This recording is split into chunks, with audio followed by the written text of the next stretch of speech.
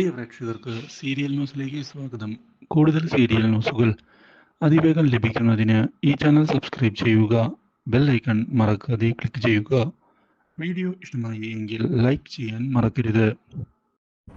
തൻ്റെ മകനെ ഉപേക്ഷിക്കണം എന്നുള്ള ആവശ്യം സാഗർ ഉന്നയിച്ചതിനെ തുടർന്ന് അതിന് തയ്യാറായിക്കൊണ്ട് മുന്നിലേക്ക് പോവുകയാണ് ഇപ്പോൾ കൺമണി.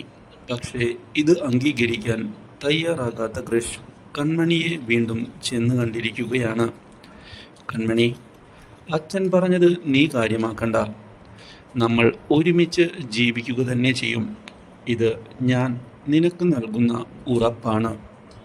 ഇത് കേട്ടതിനെ തുടർന്ന്, വേണ്ട കൃഷ് സാർ, നമ്മൾ തമ്മിൽ ഒരുമിക്കാൻ പാടില്ല എന്നതാണ് സത്യം. ഞാൻ കുറച്ച് അതിമോഹം മനസ്സിൽ കൊണ്ട് നടന്നുപോയി. കൃഷ് സാറിനെ സ്വന്തമാക്കുക എന്നത് ചേരേണ്ടവർ തന്നെയാണ് ചേരുകയുള്ളൂ. ആ കാര്യത്തിൽ എനിക്കും ഉറപ്പുണ്ട്. ഒരു വിധത്തിൽ നോക്കിയാൽ ഞാനല്ലേ തെറ്റ് ചെയ്തത്? എല്ലാ കാര്യവും അറിഞ്ഞിട്ടും ഞാൻ കൃഷ് സാറിനെ പ്രണയിച്ചു.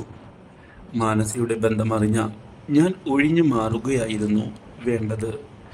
പക്ഷേ ഞാനത് ചെയ്തില്ല. അത് വലിയൊരു തെറ്റ് തന്നെയാണ്, എൻ്റെ മിസ്റ്റേക്ക്.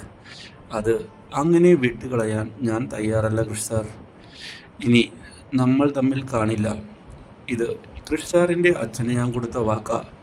അത് ഞാൻ തെറ്റിക്കില്ല. കൺമണി, എടുത്തു ചാടിയൊന്നും ചെയ്യരുത്. ഇല്ല കൃഷ് സാർ. കൃഷ് സാർ ഇനി എന്നെ കാണാൻ വീട്ടിലേക്ക് വരരുത്. ഈ കാര്യം കേട്ടതിനെ തുടർന്ന് കൃഷ് ആകെ പകച്ചുപോയിരിക്കുകയാണ്. ഈ കാര്യം ആൻറ്റിയമ്മ അറിഞ്ഞതിനെ തുടർന്ന് ആൻറ്റിയമ്മയ്ക്കും വളരെയധികം സന്തോഷമാവുകയും ഇതോടെ ആൻറ്റിയമ്മ കല്യാണത്തിൻ്റെ ഒരുക്കങ്ങൾ തുടങ്ങാൻ മാനസയോട് ആവശ്യപ്പെടുകയും ചെയ്തിരിക്കുകയാണ്. Do like, share and subscribe.